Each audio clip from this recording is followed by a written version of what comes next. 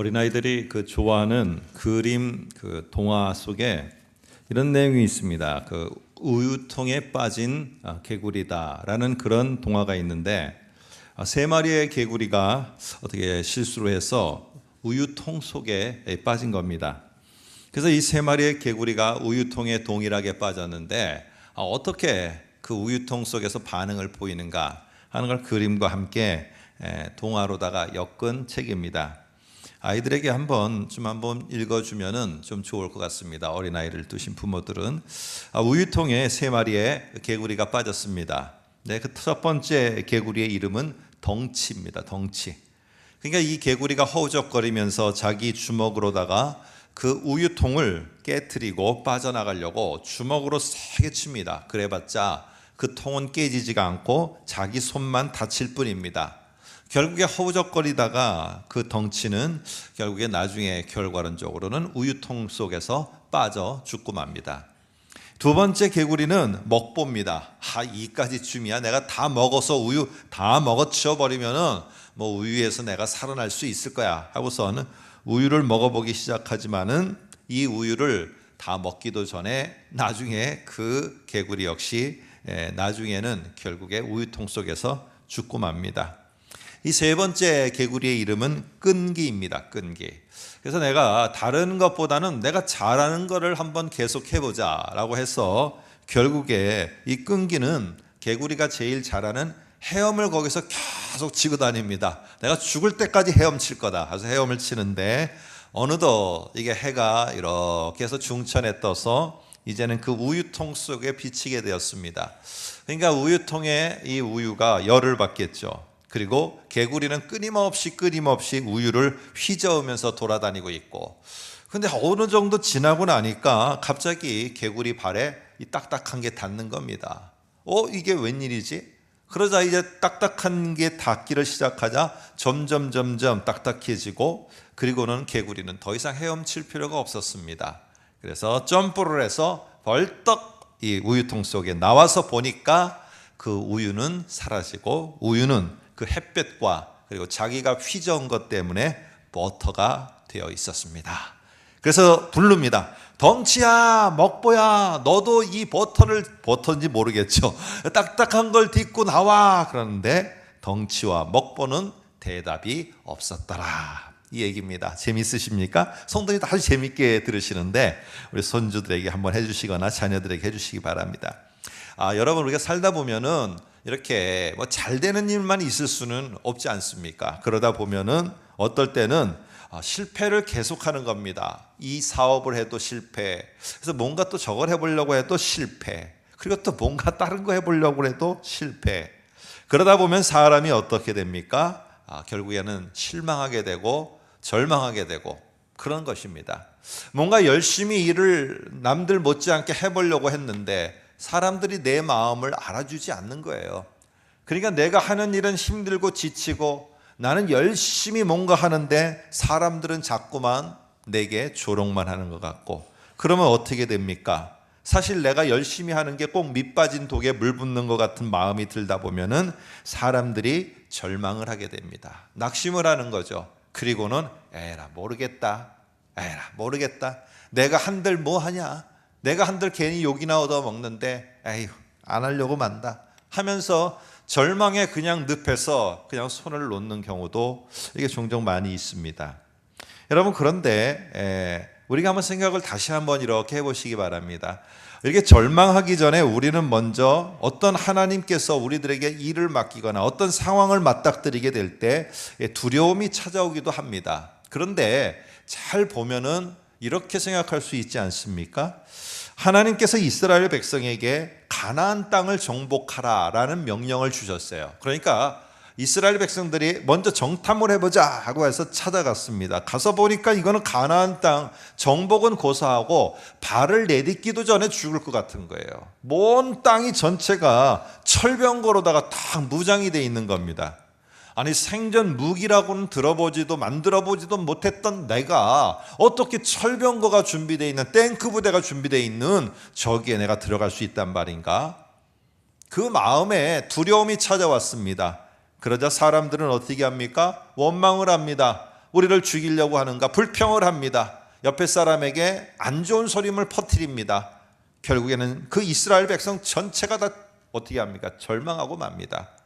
여러분, 그런데 여러분이 잘 아시는 것처럼 다른 차원에서도 보지 않았습니까? 똑같은 건데, 하나님이 우리에게 좀 높은 차원의 목표를 주시는구나. 우리가 한번 신앙의 점프를 할 수 있는, 우리가 조금 더 요 단계를 딛고 뭔가 하나님이 우리를 통해서 더 큰 일을 하시고자 해서 지금 감당하지 못할 것 같은 그런 걸 주시는구나. 여러분, 이렇게 마음을 바꾸면은 한번 해보고자 하는 도전이 생기고 두렵지만은 발을 내딛고자 하는 마음이 생기는 거예요. 여러분, 결과는 어떻게 됐습니까? 가나안 땅은 철병거가 둘러싸여 있어도 결국 정복되고 말았습니다. 오늘은 여러분과 제 속에도 이런 것입니다. 하나님은 우리에게 간혹 가다가 높은 차원의 우리의 삶을 요구하시기 때문에 갑자기 절망스럽고 좌절스러운 상황과 그런 여건으로 확 몰아갈 때가 있어요. 그러면 여러분, 우리가 그렇게 두 가지로 생각할 수 있겠죠. 하나는 하나님이 나에게 점프할 수 있는 디딤돌의 기회를 주셨구나.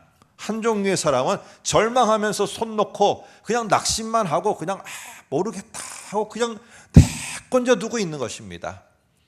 여러분, 덩치와 먹보의 개구리처럼 먹으면서 언젠간 되겠지, 덩치처럼 언젠간 두들기면 되겠지, 그게 아니라 우리가 할 수 있는 헤엄을 치는 일이라면 그것을 하다 보면은 어떤 하나님이 높은 차원에서 뭘 원하시는가 우리가 볼 수 있습니다.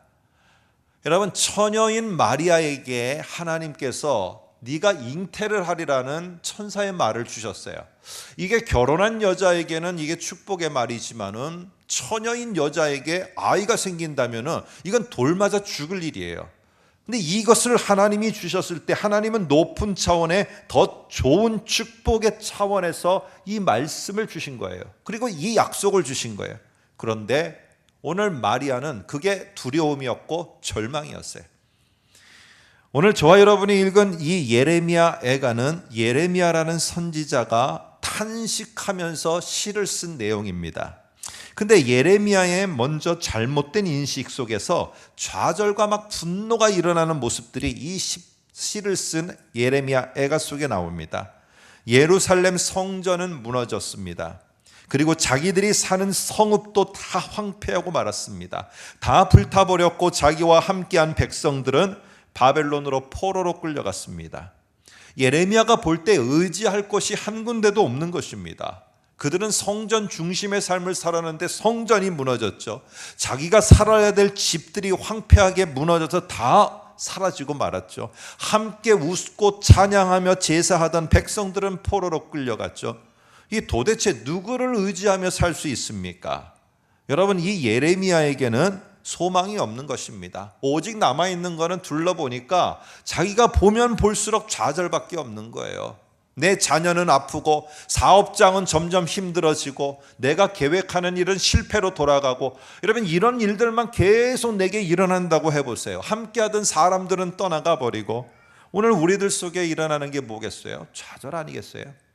오늘 예레미야도 똑같습니다. 그러니까 예레미야가 자기의 심정을 한마디로 요약한 게 18절에 나옵니다. 3장 18절 한번 보시기 바랍니다. 이렇게 말합니다. 스스로 이르기를 나의 힘과 여호와께 대한 내 소망이 완전히 나는 끊어졌도다. 여러분, 다윗과 솔로몬의 그 화려했던 번영과 복의 이스라엘은 사라졌습니다. 화려했던 경제적 부국을 이루었던 것도 사라졌습니다. 지금 예레미야에게 남은 것이라고는 뭐밖에 없느냐? 지금 현실, 무너지고 황폐한 현실밖에 없어요. 그러니까 예레미야 눈에는 절망인 거예요. 낙심인 거예요. 막 한숨밖에 나오지 않은 것입니다. 이렇게 말씀드리면 여러분 가운데도 목사님, 지금 꼭 제 심정이 지금 이 예레미야가 소망이 끊어졌다고 말하는 그 심정이 꼭 예레미야의 심정이 제 심정이네요. 이렇게 동감하는 분도 아마 있을 것입니다. 예전에 한번 재미있게 읽었던 책입니다. 여러분께 한번 말씀드렸죠. 이 존 버년이라는 철로 역정을 쓴 사람입니다. 그 사람이 자기가 신앙생활을 하는 것 때문에 결국에는 감옥에 갇히게 됩니다. 감옥에 갇혀서 그는 낙심하는 게 아니라 이 철로역정이라는 정말 불후의 명작인 그 책을 한 권 써냈게 됩니다. 그 책 내용에 보면은 주인공의 이름은 크리스찬입니다. 크리스찬, 그러니까 성도가 주인공입니다.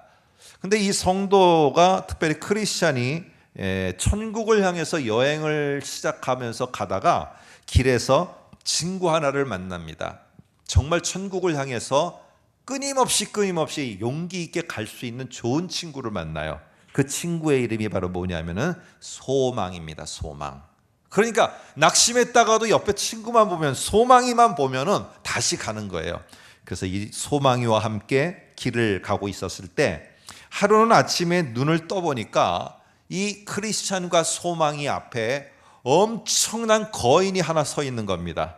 그래서 깜짝 놀라서 이 둘이 정말 주눅이 들어서 쳐다봤는데 그 거인의 이름이 뭐냐면은 절망입니다. 절망이라는 거인이 딱 버티고 서 있는 겁니다. 그리고는 이 크리스찬과 소망 둘을 갖다가 붙잡아서 지하 감옥에다가 가두어 버립니다. 그리고는 그 다음 날 이 절망이라는 거인은 독약을 주면서 두 사람에게 마시고 자살해 버리라고, 죽어 버리라고 명령을 내립니다. 이 두 사람은 끝까지 이 절망 거인이 준 명령 앞에 거부하면서 끝까지 버텨냅니다. 끝까지 버텨냈더니 다시 거인 절망이 협박을 합니다. 크리스찬과 소망에게 만일 니네가 오늘 죽지 않으면은 내일은 내가 이 감옥문을 열고 너희를 짓밟아 버리리라. 너희는 어차피 죽는 거야, 내 손에. 이렇게 말을 하자 이제는 낙심이 되는 겁니다. 정말 힘이 없는 거예요. 저 절망이라는 거인 앞에서 나는 살 수가 없는 겁니다. 소망이는 벌써 힘을 다 잃고 잠들어 버렸어요. 이런 상태에서 크리스찬이라는 이 주인공이 기도를 하다가 갑자기 주머니에 이렇게 하는데 요게 나온 겁니다. 이게 뭡니까? 열쇠입니다. 근데 이 열쇠는 이 열쇠가 아니고 맞는 키인데 이 맞는 키의 열쇠 이름은 뭐냐면은 언약의 열쇠입니다. 하나님의 말씀의 열쇠예요.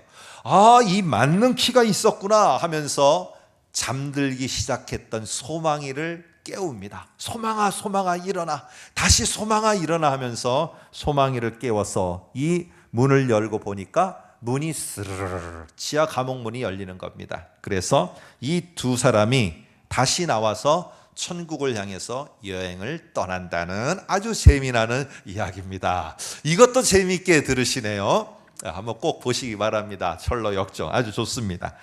그런데 오늘 여기에 나온 것처럼 사실 절망이라는 거인이 버티고 서 있으면은 내 옆에 함께하고 있는 친구를 잃어요. 그게 뭐냐면은 하나님을 소망하는 것을 잃어버리게 돼요.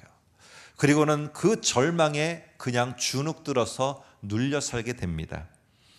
내 자신에게 없어지는 것만 생각하고 있으면은 절망이 됩니다. 내게 건강이 없어지고 있네. 내가 나이가 들어가면서 젊음이 없어지고 있네.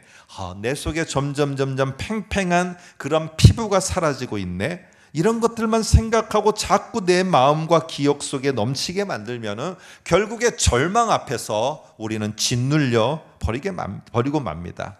분노가 일어납니다. 내가 어떻게 하다가 여기까지 와서 이렇게 주름살만 많은 인생이 됐는가? 당신 때문이냐고 애꿎게 괜히 퇴근한 남편에게, 아무것도 모르고 있는 남편에게 소리만 버럭 지르게 됩니다. 여러분, 분노가 일어나고 좌절이 일어나요. 해도 안 되더라는 거예요. 안 바뀌더라는 거예요. 내가 뭐하러 하느냐는 겁니다. 탄식의 소리만 나오는 것입니다.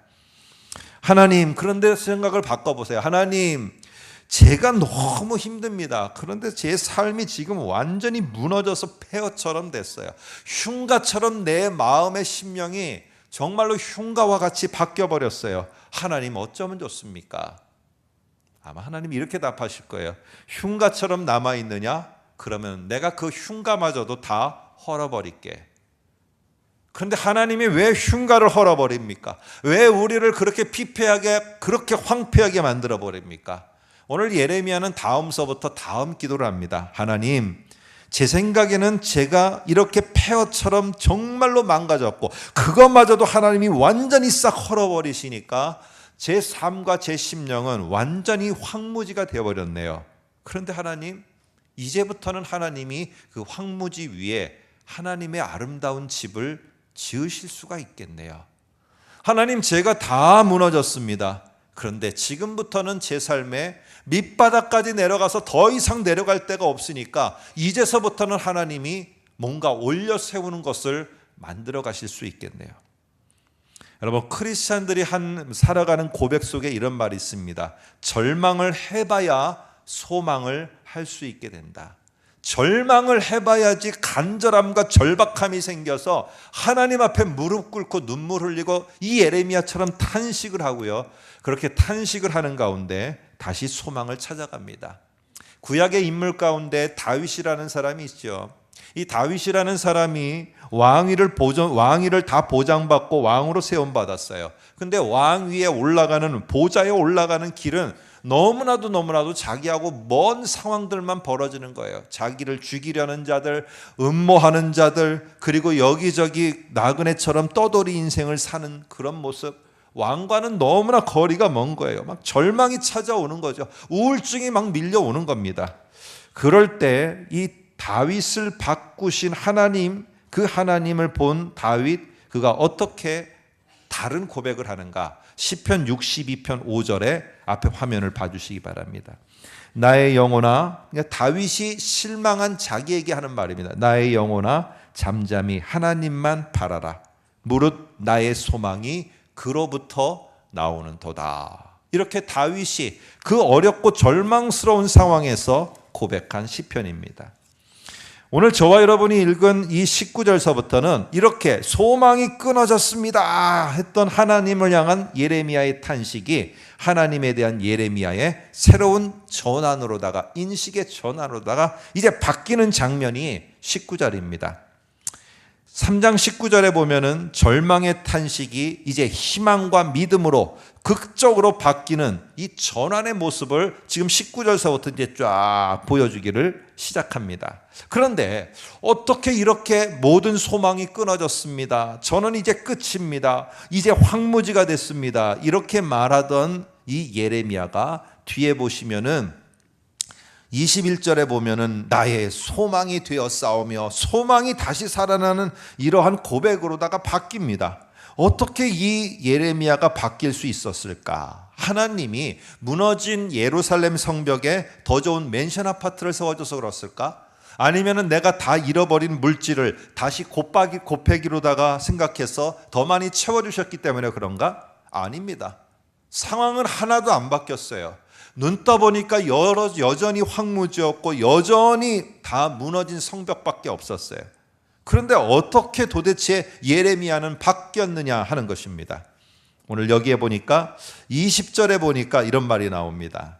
내 마음이 그것이라는 것은 앞에 나오는 고초와 19절에 나오는 재난과 쑥과 담즙, 아주 괴로운 것들을 기억하고 내가 너무 낙심이 지금까지는 됐었다는 거예요. 20절에 보니까 내 머릿속에, 내 마음에는 온통 기억이 그 사람에게 상처받은 것, 그 사람에게 버림받은 것, 그 실패한 일들, 이런 것들만이 계속 내 기억 속에 남아있으니 나는 정말로 낙심되고 절망됐다는 거예요. 그런데 어떻게 하느냐? 이렇게 하나님 앞에 19절에 말합니다. 내 고초와 재난과 곧 담즙을 하나님, 이제는 당신이 좀 기억해 주세요 하고 이걸 바꿉니다. 내가 지금까지는 기억하고 내가 너무너무 괴로운 삶 시간들을 보냈는데 하나님, 이제 당신이 이것들을 기억해 주세요 하고 나의 기억 속에 있는 모든 괴로운 내용들을 하나님이 기억해 달라고 하나님의 기억 속에다가 집어넣어 버립니다. 여러분, 이러면은 어떤 일이 벌어지느냐? 하나님은 우리의 상황 속에 개입하시고 우리를 구원하시는데 그 구원하시는 일에 앞서 1단계로 하시는 게 뭐냐? 내가 너를 기억했다, 이 말입니다. 다른 옛날에 좀 어려운 우리 옛날 성경에는 이거를 갖다가 뭐라고 하느냐면 권념하셨다라고 해요. 하나님이 보시고 하나님이 기억하시고 하나님이 항상 눈여겨보고 계셨다가 타이밍이 딱 맞을 때 하나님이 구원해서 싹 꺼내주시는 것. 오늘 하나님의 구원의 첫 번째 단계가 기억이라는 거예요. 여러분, 그래서 출애굽기 2장에도 이스라엘 백성들을 이집트 땅에서 구원해 내시기 전에 하나님이 하시는 게 뭐냐? 그 백성들, 당신의 백성들을 보셨다. 당신의 백성들을 기억하셨다. 이 말을 반복합니다. 오늘 그 말은 무엇입니까? 이제 내가 이스라엘을 구원할 시간이 다가오고 있다는 거예요. 여러분, 그래서 오늘 예레미야는 내 속에 가득해 있었던 기억 속에 남아있던 그거를 하나님, 당신이 이제 기억해 주십시오. 이렇게 함으로 하나님이 이제 그것을 구원해내기를 시작하시는 그것에 대해서 오늘 예레미야는 하나님께 맡겼다는 것입니다. 여러분, 우울했던 과거, 실패한 것들, 고난에 대한 우리 자신의 그런 기억은요, 상처와 좌절만을 계속 만들어냅니다. 생각해 보세요. 저 사람이 나에게 억울하게 한 거, 그 사람 얼굴만 보면 떠올리는 거예요. 그리고 저 사람이 나에게 힘들게 해서 나를 정말로 실패꾸러기로 만든 것, 그것만 보면은 계속 그 사람만 보면은 기억하면 그게 떠오르는 거예요. 근데 여러분, 이 나의 괴로운 것을 하나님이 기억하시면 어떻게 되느냐? 그건 하나님이 나에게 다시 더 힘들게 하는 게 아니라 하나님이 기억하실 때 나에게 돌아오는 거는 구원이 돌아온다는 거예요. 오늘 이 원리를 안 겁니다, 예레미야는. 그래서 하나님, 내가 기억하고 있는 거 이제는 스탑, 여기까지. 당신이 기억해 주세요 하면서 자기에게 구원이 올 것을 기대하고 있는 것입니다. 여러분, 예레미야에게 생긴 소망은 당면한 재난과 참상, 이것이 없어진 것도 아니고요, 그것이 사라진 것도 아니고 더 좋은 것으로 채워진 것도 아닙니다. 여전히 바벨론 포로는 지속됐고 성읍은 망가져 있었어요. 그런데 오늘 이 기억을 내 기억에서만 머무는 게 아니라 하나님의 기억 속에 넘김으로 오늘 그는 다시 한번 소망을 찾게 됐어요. 여러분도 한번 그런 일이 있을 때, 하나님, 이게 하나님 백성인 저만 기억하고 있어야 될 일입니까? 하나님도 나의 힘든 거 같이 좀 기억해 주세요. 하나님이 제발 모른다 하지 마시고 좀 기억 좀 해주세요. 이렇게 하고 나아갈 때 우리들 속에 소망이 생기게 됩니다. 그러면 예레미야는 어떻게 좀 더 바뀌게 되었을까요? 다시 한번 보겠습니다. 20절에 보니까 20절에는 내 마음이 그것을 기억하고 내가 낙심이 됐다고 그랬어요. 나를 힘들게 했던 사람들, 나를 실패하게 했던 그 사업과 직장과 모든 일들, 이것들을 기억하고 있으니까 내가 낙심만 되는 거예요. 근데 21절에 어떻게 하느냐? 이것을 내가 내 마음에 담아두었더니 그것이 오히려 이제 나를 소망으로 바꿨어요. 근데 한글 성경에는 이것을이 목적어가 21절 앞에 나오니까 고난과 재난 쑥 담집으로 오해를 하게 만들어 놨어요. 근데 여기에 21절에 이것은요, 거기 동그라미를 치시고 화살 표시를 22절로 해놓으세요. 내 마음에 지금까지는 뭘 기억하며 담아뒀느냐 하면은 고난, 실패, 좌절, 절망, 이런 거를 기억하며 담았던 예레미야가 하나님께 이제는 다시 하나님을 기억하면서 하나님께 맡기고 자기 마음에는 다른 것으로 채웁니다. 그게 바로 뭐냐면은 22절에 인자와 국률입니다. 인자와 국률이 무궁하심으로 우리가 진멸되지 아니함이라. 한번 앞에 화면을 보시면은 하나님에게 있어서 하나님이 약속하신 백성들에게는 꼭 변함없이 대해 주시는 하나님의 성품이 있습니다. 그게 바로 하나님의 인자하심과 국률하심이, 이 말이 꼭 따라 붙습니다. 하나님의 인자와 국률, 하나님의 인자와 자비가 함께 하시니, 이렇게 될 때는 어떻게 되느냐? 요 진멸이라는 요 중간에 있는 엄청난 세력이 점점 팽창돼서 하나님의 백성들을 갖다 무너지지 못하도록 방어막이 되어줍니다. 뭐가요? 하나님의 인자하심과 국률하심이. 오늘 그래서 그렇구나, 하나님의 인자와 국률이 우리를 완전히 멸망하시도록 하지 않지. 22절 보니까 우리가 절대 진멸되지 아니할 것인데 왜 내가 지금 이러고 있지? 33절 보시기 바랍니다. 건너뛰어서 주께서 인생으로 고생하게 하시며 근심하게 하심은 뭐예요?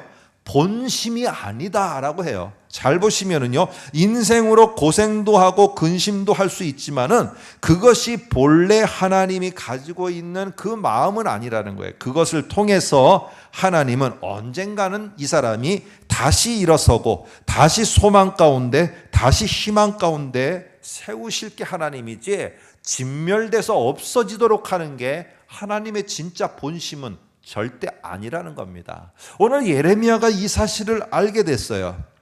여러분, 그러니까 그 하나님은 어떤 하나님으로 비춰지느냐? 23절 보시면은 이것들이 매일매일 예레미야를 아침마다 새롭게 만듭니다. 그리고 주의 성실하심이 정말 크시다. 그 성실하신 하나님을 성실하신 하나님으로 표현하면서 그 하나님이 성실하시기 때문에 우리를 절대로 진멸되도록 남겨두지 않을 것이고, 그 인자와 긍휼이 우리를 진멸되는 상황에서도 지켜주실 것이고, 오늘 그러므로 우리는 절대로 망하여 사라지지 않으리라. 이 마음이 계속 예레미야의 기억 속에 이제 좋은 것으로 채워지기를 시작한 겁니다. 그러니까 이제 예레미야가 바뀝니다. 왜 이렇습니까? 나 이제 한숨밖에 안 나옵니다. 절망밖에 안 나옵니다. 했던 예레미야가 이제 고백이 바뀝니다. 24절 보세요. 여호와는 나의 기업이시니, 그러므로 그 다음입니다. 내가 그를 기다리리라. 우리 성경에는 바라리리다 라고 되어 있는데, 조금 더 다음 25절과 연결하면 이럽니다. 내가 그를 끝까지 놓지 않고 하나님이 구원하시는 그날을 기다리리다. 25절에 이렇게 말하면 똑같은 말이죠. 기다리는 자들에게나 구하는 영혼들에게 여호와는 선하시도다. 26절에도 여호와의 구원을 바라고 잠잠히 기다림이 좋도다 하면서 기다린다는 말을 3번이나 반복합니다. 그러면서 오늘 예레미야가 바뀌고 있습니다. 탄식과 절망과 그리고 모든 그러한 것들 속에서 이제는 그 기억을 하나님께 맡기고, 예레미야의 기억 속에는 신실한 하나님이 자리를 잡게 됩니다. 그러니까 어렵고 힘들어요. 아직 환경이 안 바뀌었어요. 하나도 변한 게 없었어요. 그런데 예레미야는 더 이상 절망의 늪에 있지 않고 다시 소망 가운데 나아가며 기다리고 기다리는 삶을 살아갈 수가 있게 되었습니다. 우리는 결과를 압니다. 이것이 70년 뒤에는 이 기다림의 결과가 어떠한지, 결국 이스라엘 백성들은 돌아오게 되어졌고, 무너진 성벽은 이방 나라의 지원을 받아 세워지게 되고, 성전이 다시 재건되게 되는 놀라운 회복의 역사가 일어나는 것입니다. 오늘 그러기 때문에 그날을 소망하며 그 회복과 다시 재건되는 날을 기대하며 나아갈 수 있는 것은 무엇이냐? 하나님은 신실한 하나님이기 때문에 당신의 백성을 절대로 이 절망의 늪에서 진멸당하도록 그냥 두시는 분이 아니다. 그런 하나님, 신실한 하나님이기 때문에 나는 분명하게 그런 하나님이 우리에게 기억하시고 구원의 날을 가져올 것을 내가 소망하며 나는 그 날을 기다리며 살겠노라. 이게 예레미야의 고백입니다. 여러분, 오늘 우리 모두는요, 자녀의 부모로서 하나님께서 우리를 향해서 네가 자녀를 어떻게 해라, 어떻게 양육하라, 이 마음을 주실 때가 있어요. 근데 간혹 가다 보면은 내가 그 목적을 다시 만듭니다. 목표를 다시 만들어요. 그러니까 내 자녀는 내가 원하는 이런 종류의 학교에 들어가야 되는 거예요. 그리고 이런 삶으로 이런 단계를 밟아가야 되는 거예요. 그러지 못할 때 어떻게 되느냐? 그 아이가 좌절하기에 앞서서 부모가 좌절해 버립니다. 막 절망해 버려요. 그리고는 그냥 애꿎은 자녀에게 화풀이를 합니다. 너는 왜 그렇게밖에 안 되느냐고 그렇게 소리를 내면서 원망과 분노를 아이를 향해서 내게 됩니다. 여러분, 이런 마음이 혹시 드신 부모님들 계십니까? 오늘 저도 그럴 때가 있는데, 그렇다면은 오늘 그러한 감정은 지금 그 아이와 나와의 문제가 아니라 나와 하나님의 문제가 발생된 겁니다. 내가 지금 하나님에게서 뭔가 지금 멀어져 가기 때문에 하나님이 그런 감정을 일으켜서 너 지금 잘못된 길로 간 거야. 잠깐 멈춰봐. 잠깐 멈추고 내가 너에게 지금 어떤 존재인가 다시 한번 기억해봐. 너 지금 아픈 것만 기억하지 말고, 그 아이가 그렇게 네 뜻대로 안 되는 것만 기억하지 말고 내가 너에게 누구인지를 다시 기억해봐. 이러면서 우리들에게 다시 하나님을 향하도록 하는 그 경고의 신호탄이 뭐냐? 우리의 감정입니다. 분노가 일어나고요. 그 속에 좌절이 일어나고, 그러면 예레미야처럼 우리는 다시 하나님 앞에 가서 하나님이 어떤 분인가를 기억해야 됩니다. 그럴 때 그 하나님이 올바로 기억되면은 우리의 분노가 사라집니다. 거기에 좌절과 절망이 사라지고 소망이 다시 생기며 그 속에 신실하신 하나님과 함께 다시 일어서 나가게 됩니다. 여러분, 부정적인 감정은 우리의 생각과 판단에서 비롯된 거예요. 내가 생각하고 내가 판단하니까 내가 이게 원하는 게 아니에요. 그러면 어떻게 됩니까? 부정적인 감정들이 일어납니다. 그런데 그때의 내 생각과 판단을 수정하라는 경고로 알고 내가 화내고 분노하고 절망하는 거 잠시 멈추고, 그리고 그것은 진짜가 아니다. 하나님이 누구인가? 하나님이 어떤 말씀을 하셨는가? 그것만이 진짜다 해서 오늘 다시 펴보면은 하나님은 인자와 긍휼하신 분이고 신실하신 분이기 때문에 나를 진멸 상태에 절대로 그냥 두지 않는 분이다. 그러면 예레미야가 이런 하나님을 다시 아침마다 새롭게 성실하신 그 하나님을 깨닫고서는 내가 기다릴 줄 알아야 되겠다. 기다려야겠다. 이 삶으로 변화됐는데, 그렇다면 나도 내 생각과 판단에서 그 사람이 어떠니, 네가 어떠니, 자녀들이 어떠니, 남편과 아내가 어떠니 이렇게 생각하고 판단하고 화를 내고 분노를 내고 거기에 절망하고 그러는 게 아니라, 이거는 하나님을 다시 보라는 신호구나. 그래서 하나님을 여러분과 제가 다시 알아간다면은 그 신실하신 하나님을 발견하게 될 거고, 그 발견하게 된다면은 그래, 신실하신 하나님이 우리 자녀, 우리의 누구누구, 내가 하는 일, 그래 내가 하는 일은 안 될 수 있어도 내 삶 절대로 진멸시키지 않을 거다. 이런 확신을 갖게 되면은 오늘 우리는 하나님과 함께 다시 기다림 속에서 나아갈 수 있게 될 겁니다. 아무쪼록 진실한 하나님은 신실하십니다. 그 하나님이 우리들 기억 속에 남아 있어서 우리들이 판단하고 생각하는 것을 따라 나아가기보다는 기다림 속에서 함께 걸어갈 수 있는 저와 여러분이 되시기를 주님의 이름으로 축복합니다. 옆에 분에게 우리 같이 한번 인사하겠습니다. 하나님은 신실하신 하나님입니다 하고 한번 같이 인사하겠습니다. 하나님은 신실하신 하나님이십니다. 그런 하나님과 함께하는 한 주간 되시기 바랍니다. 기도하겠습니다. 하나님 아버지, 감사합니다. 무엇보다도 좌절과 전망 속에서 항상 허우적거리며 살아가야 될 그런 인생인데, 하나님을 기억하면서 신실하신 하나님이 깨달아지게 되고, 약속한 것들을 사람들은 번복하지만은 하나님은 절대 번복하지 않으며 언젠가는 그 약속을 신실하게 지키시는 그 하나님을 생각하고 우리의 기억 속에 담고 가오니 하나님이여 소망 가운데 기다림 가운데 갈 수 있습니다.